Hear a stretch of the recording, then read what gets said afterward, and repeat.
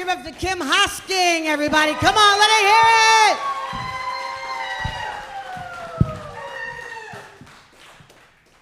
How's it going, guys? We doing all right? Woo! Everyone excited? It's almost summer. It's like right around the freaking corner. We got a lot of weddings we're going to because that's peak wedding season, guys. Yeah? I went to 5 weddings last year. That's too many fucking weddings, okay? Like, that's more, I went to more weddings than I did clubs, you know? I realize I'm at that age now. I'm at that advanced age where I'm going to more weddings than I am clubs. And the thing I'm realizing is they're not all that different, you know? They both have dancing. They both have music. There's drinking. I mean, like, the one difference is you can leave your drink unattended because it's all family. And, like, right? And my cousins know they don't have to roofie me for me to fuck them. The really awkward part about telling that joke tonight is that my cousins are right fucking there. Yeah. But what they forget is that I have a really attractive mom side of the family. So it's not about you guys. Sorry. Yeah. One of the weddings that I have to go to this summer is actually my own. Yes. Thank you. Thank you. I am engaged. And the thing I'm learning about like being engaged is that engagement rings are a lot like bras, you know? It's just like another thing I have to remember to take off when I get pulled over by the cops. You know, it's just like 1, 2, 3. Like, add more to my laundry list, why don't you? But yes, I am engaged, and it's been wonderful. The thing is, I'm not going to be taking my fiance's last name, because I'm a modern woman, and I believe that that's a tradition that's super antiquated and stems from the belief that women were seen as property to be used and abused by her husband at his discretion.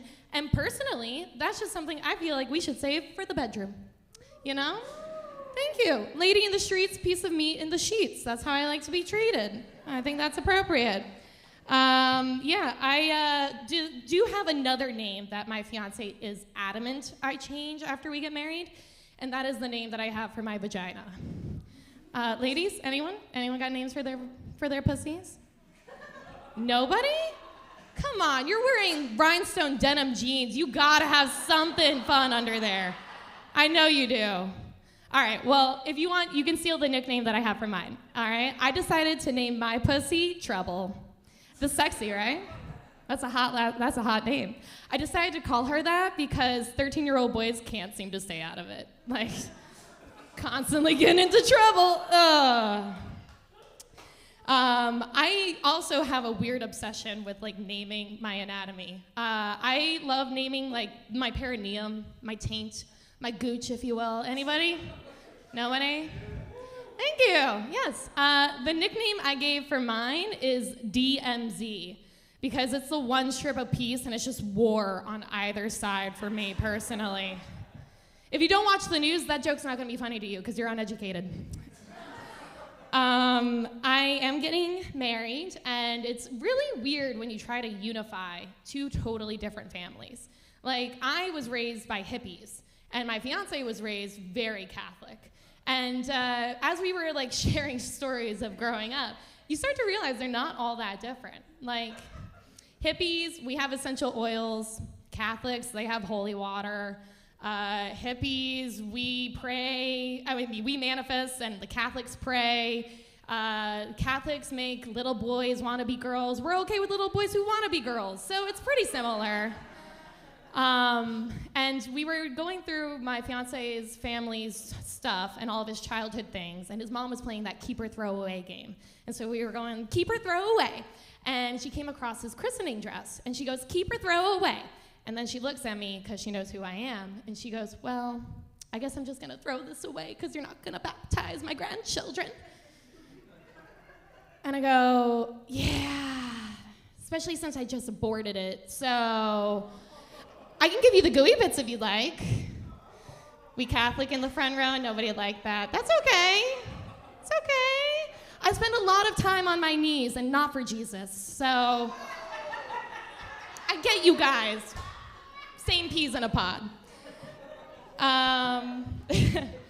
My fiance is a very supportive, very loving man. a few years ago, I decided that I also think girls are super hot. I mean, hey, who thinks women are attractive? Clap if you think so. Yeah! Right? We all love pussy. So I came out to my fiance as bisexual, and he was so supportive, like any man. You know, he was just like, show me what girls we can have a three-way with. So I started scrolling through some of my friends on Facebook who I thought were attractive, and he stopped me when he goes, wait a minute. Oh, I thought these were all photos of you. Babe, I don't think you're gay. I think you're just a narcissist. And then I was like, wait a minute. The term is doppelbanger, motherfucker, okay? The acronym is LGBTQD, and respect my pronouns, okay?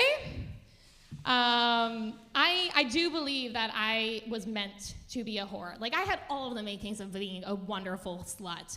And I loved the whore growing up. I idolized the love 'em and leave 'em girl, the bitch who slept around and owned it. I mean, what girl doesn't grow up to be wanting to be just like her mom, you know? I had the best role model. Sadly, I just didn't have the genetic making for being one. I am allergic to semen. And I don't know if you guys knew that was something that could happen to you, but it happened sure as shit to me. You wanna know how I found out? Giving a blowjob. Yeah. I went down on a guy, and all of a sudden my throat closed up, my eyes started watering, and I went into anaphylactic shock and I started sneezing. And he loved it. It was the best 2 minutes of his entire life. Yeah, he loved it so much, he put a ring on it, guys. Yeah. On his birthday and anniversaries only. I see some of us are drinking, yeah. Everyone's got a little cocktail. Does anyone like drugs up in this bitch? I know my cousin went to go do cocaine earlier. According to the last comic. Yeah, I saw you, Thomas. Yeah.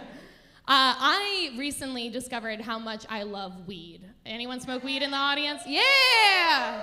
Toke it up! I love marijuana. And when I told this to a couple of my coworkers and explained how much I think it's changed my life, they were like, oh my God, you think weed changed your life? Bitch, no, you gotta try shrooms. Shrooms will change your life. And then my other coworker overheard this and he goes, shrooms? Fuck that. You know what you gotta try? You gotta try ketamine. Ketamine will change your life. And then I remembered that we're all servers at an upscale Applebee's. I don't think anyone's life has changed that much. If anything, it's the most motivation I've ever had to get sober. Anyone drinking a virgin cocktail in the audience tonight? Anyone? Everyone's an alcoholic. You're drinking a virgin cocktail? Hey, there's no shame. It's very common these days. I could try it. You're drinking a straight hard alcohol? Okay, I can tell you are overcompensating for something, but that's all right. I don't judge. I'm a bartender, and I'm noticing that more and more people are drinking non-alcoholic beverages. Like, yeah, it's great. I'm happy for society. We're getting all of our generational trauma under wraps somehow. But they make non-alcoholic everything these days. Non-alcoholic beers, seltzers, all that shit. And I thought it would be really funny to trade out my dad's non-alcoholic alcoholic whiskey for a non-alcoholic one. And we thought it'd be so funny, like after a few glasses when he realized, but it turns out he still beat up my mom. Yeah. All right, I think that's my time, so I'm gonna call it there, but you guys have been wonderful. Thank you so much. Have a great night.